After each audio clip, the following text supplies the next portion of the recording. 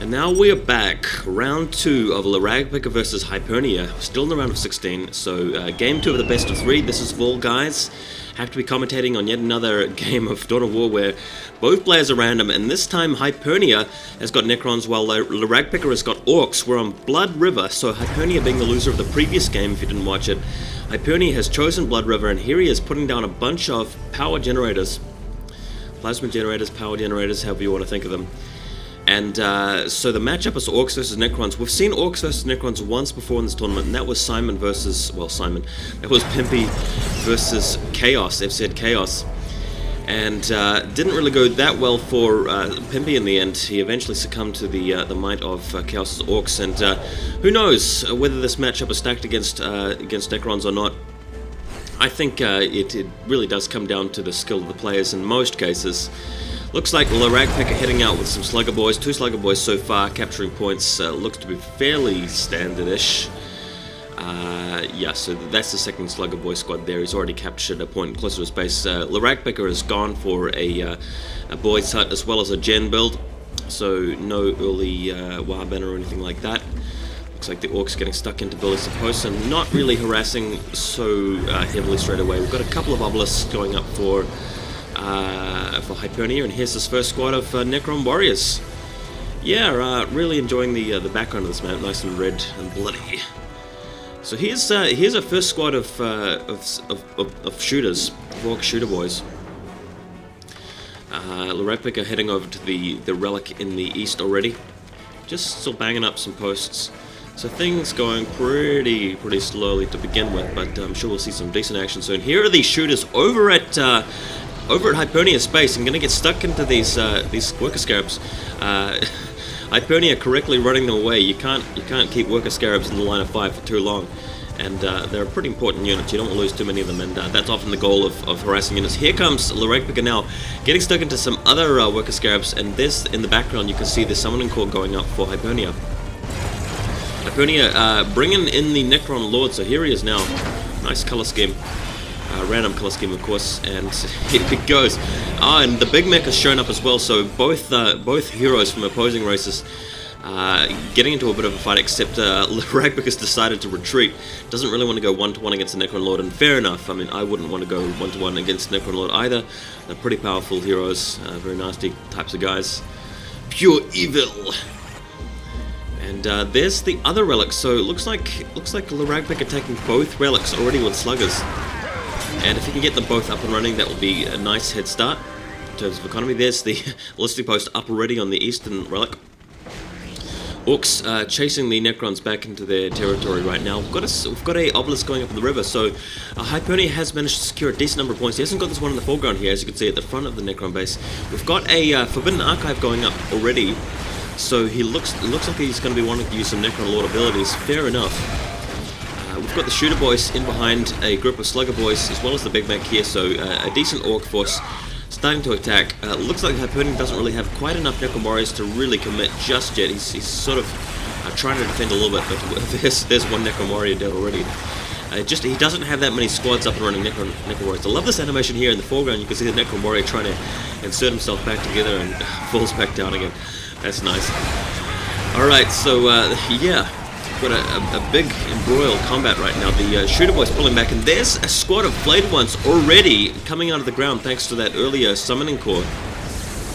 So that's going to do wonders defending the Necron base for now. I don't think LeRagpicker is going to be able to stick around too long. Those Flayed Ones are really going to put the hurt on those sluggers, and as you can see, just zipping out of the combat with this custom teleportation there. And Necron Lord following it close behind, impaling some kind of Orc on his evil-looking staff there. The Flayed Ones slowly trudging into the combat, reinforcing very slowly at this point. We're on 45% reinforcement increase there.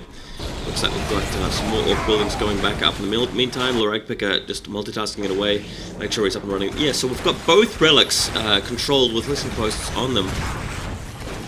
So the Orc economy is going to be looking strong for a while. We've got looks like 2 squads of Shooter Boys right now. LeRagpicker's micromanaging them there quite nicely, just pulling back one at a time, so that he's got at least one Shooter Boy able to fire at that Necron Lord. And Necron Lord is down to half hit points right now. There's the Solar Flare all over the Shooter Boys. So nice usage of that. He's going to have to pull back even further. Gives the Necron Warriors and Flayed Ones even more time to push forward and try and actually bust up this listing post here that's on the relic over at the east. Oh, sorry, at the west. We're in the western area of the map right now. But lots of shooter boys now out of range of that solar flare, out of the radius, and shooting away the Necrons. Unfortunately, Hypernia being forced to recall his Necrons back to base, back home. And what have we got going on here? Plenty of plasma generators, but still, I mean, he's still spending it as fast as he possibly can. He's always keeping his power under 200 by the looks, if not under 100 stage of the game. So no flows. Flayed Ones coming back again. They've been redeployed in front of these shooters, but I feel all that LeRagpicker has to do here is just to pull back with the shooters, as you can see here, and start getting some kills. Looks like the Gretchen are in there, the Grants are in there to repair. And nice micromanagement here by LeRagpicker, pulling back, making sure he's always getting some shots off these Flayed Ones. And you get the feeling that the Flayed Ones are not going to be able to achieve that much in this sort of situation. Necron Lord very low on health right now. He's going to have to watch out. But Solar Flare going down. Solar Flare, nice Solar Flare. Pulling in a Wraith as well, so that's going to help against the shooters. Nice choice there of the Wraith. Hopefully he doesn't lose it. The shooter boys won't be able to fire at it for too long. Until they're behind the Soul Flare there, but there's the Wraith in the background. In the foreground, though, we've got the Necron Warriors firing away at the listening post. Oh, that Wraith went down pretty quickly. Oh, no, it didn't. No, it didn't. Sorry, my bad. I just saw some other animation there. I assumed it had been killed. My mistake. Solar Flare has worn out. It's timed out now. And the Orks once again looking in a good position. Looks like they've actually cleaned up most of the Flayed Ones, so very, very powerful line of fire here from the shooter boys. Dishing out a lot of punishment, and once again the Necrons are forced back. I really want to see Hypernia do a bit more tech, because if he can manage to tech up, he might stand a chance, because he needs to get back some map control eventually. I mean, Necrons usually consider their chances of getting map control early in the game to be fairly low, but we'll see how it goes. The problem is, though, that he's been forced to reinforce quite a lot to keep up with Hypernia, so with LeRagpicker, and that has meant that his tech has been very slow. We've got an LP2, an Obelisk level 2 here in the middle of the river. I'm not sure whether that's in range for a blast there. Maybe he's already used it. Flayed Ones, once again, I mean, we've seen this little situation twice before so far this game. It's just a matter of the Orks pulling back, and LeRagpicker has more shooter boys than ever before at this point. He's got Nob leaders in his squads as well, so things looking pretty well. Hypernia's got a few extra forces than he did before. But I feel that we're going to have a repeat performance of what we saw before. There's the Wraith going down this time. Solar Flare again in the middle of the Ork forces, so he's been quite good with those Solar Flares, buying himself some time. I really feel like he does need to buy himself some time to get to tier 2 though, because we need stuff like Destroyers out to deal with these Orks. It's going to be tough though. I mean, at this point in the game, at the amount of time it will take Hypernia to get to tier 2 means that... oh, that's the Big Mac gone down. Missed that. Big Mac has been destroyed. Necron Warriors having to be poured out.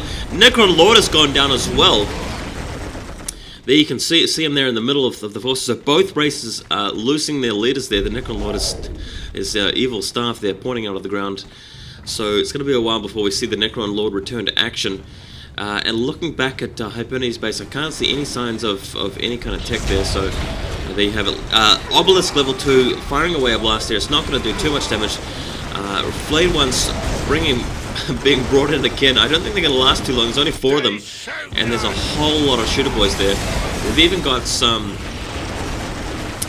rocket launcher guys back here, some tank busters. I've just switched over to the Ork view so that you can actually see them. They're visible here, of course. And things looking pretty bad for the Necrons. Still, the fact that they're in tier 1 pretty much. Big Mech is back. I can't see the Necron Lord being revived just yet. And very, very disadvantageous situation for Hypernia at this point. I've got to say the Orks are slowly starting to take up. We've got the Scarabs trying to retake the position here. The Sluggers are waiting for them, getting stuck in with their axes, on hard steel or metal bodies there.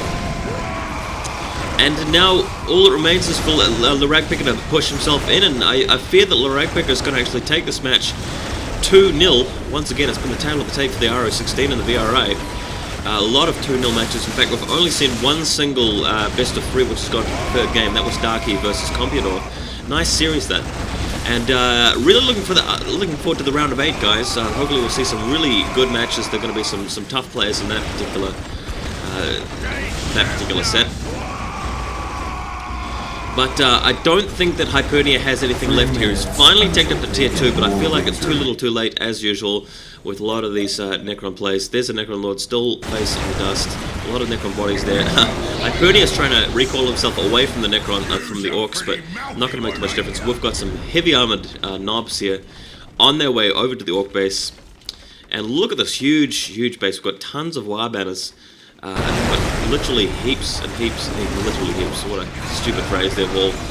But who cares? The game is pretty much over. We're just sort of waiting for LeRagpicker to clean the Necrons up. And what I feel went wrong for the Necrons is that they didn't really defend with forget that. Game's over. Analysis later. See you guys later.